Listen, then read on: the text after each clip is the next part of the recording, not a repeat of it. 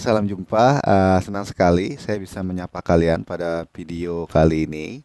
Ini adalah materi kita yang ketiga untuk mengganti pertemuan tatap muka di kelas online antisipasi ini. Pembahasan kita kali ini adalah tentang listening part A. Jadi listening bagian A, di mana nanti ada 30 soal dan kita akan diskusikan bersama tentang tips dan juga triknya how to answer it. Oke ya, here we go.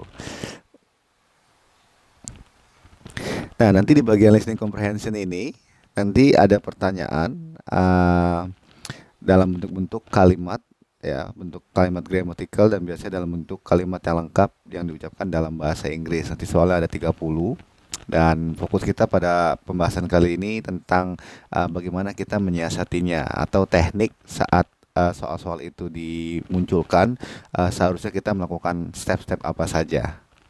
Ya, kita lanjut. Nah, di part A itu seperti yang kalian juga sudah tahu bahwa ada 30 pertanyaan di bagian part A karena kita mengenalnya juga dengan istilah short conversation atau ya short conversation. Ya, ada hal-hal yang harus kalian pahami bahwa di part A ini ada beberapa soal yang akan sebetulnya mengecoh kalian. Nah, agar kita tidak terkecoh, kita bisa membedakan pengecohnya itu dari tekanan nadanya, perbedaan bunyinya, idiom yang ditampilkan, juga ungkapan percakapan, kelompok atau frase kata kerjanya, bagian informasi yang tersirat atau tersembunyi, perbandingan makna kata dan juga isi percakapan atau pembicaraan itu.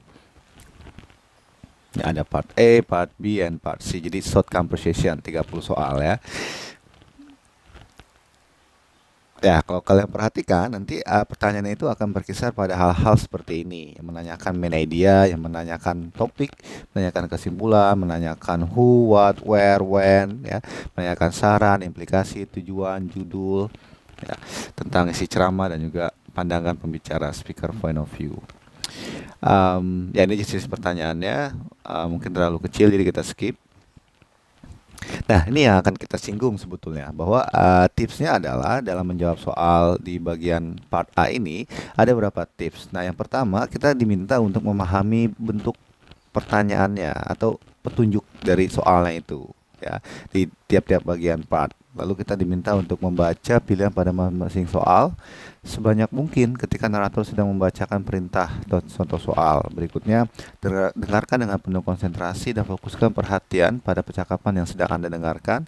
Lalu maksimalkan kemampuan listening Anda pada soal-soal pertama pada masing-masing bagian. Nah, ini adalah tips dan trik secara umum ya di bagian listening part A, B, dan C. Nah, baru kita masuk ke tips dan trik secara khususnya di bagian part A.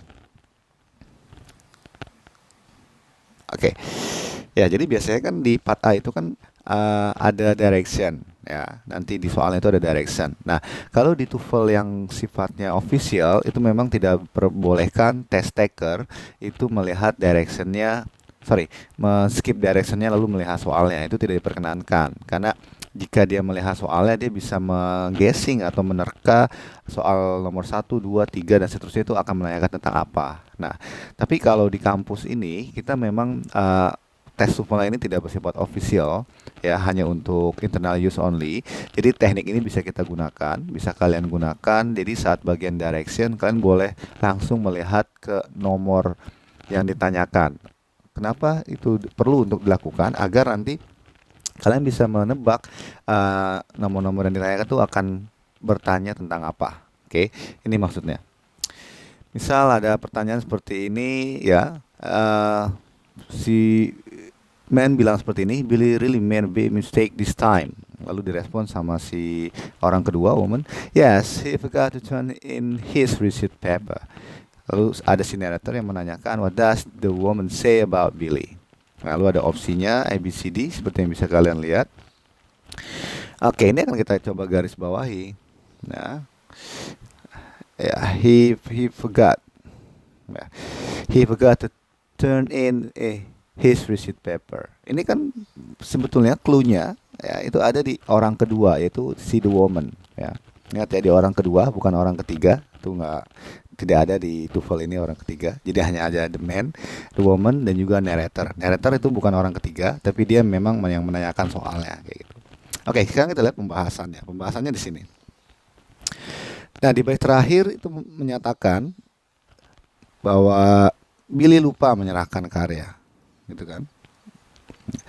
Dan ini berarti bahwa jawaban yang tepat itu adalah D. Nah, kita mencari ke, sinonim atau kesamaan dari frase he forgot to turn in. Dia lupa mengumpulkan. Nah, itu kan berarti sama dengan he didn't remember to submit, his assignment. Jawabannya delta. Kenapa? Karena forgot itu sama dengan didn't remember, dan turn in mengumpulkan itu sama dengan submit. Nah, dari sini kita bisa menyimpulkan bahwa di part A itu ini sangat fatal sekali kalau kalian hanya memilih jawaban hanya karena mendengar kata forgot. Nah, ini banyak sekali yang memilih nanti jawaban B hanya karena mendengar kata forgot di listeningnya, lalu dia memilih ada kata-kata forgot. Nah, itu banyak sekali.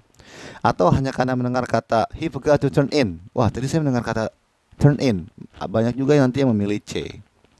Nah, kita bisa menarik kesimpulan di nomor 1 sampai 30 ini sebetulnya inti atau poinnya itu yang bisa kalian ambil itu adalah kalian jangan sekali-kali memilih jawaban hanya karena mendengar 1-2 kata tertentu. Lalu kalian cari jawabannya yang sama di ABCD. Bukan, tapi kalian diminta untuk menangkap pesannya atau maksudnya. Oke. Sekali lagi itu saya tekankan, tidak disarankan kalian memilih hanya karena merasa mendengar kata-kata tertentu ya. Jadi jawaban yang benar adalah delta. He didn't remember to submit his assignment. Oke. Ya.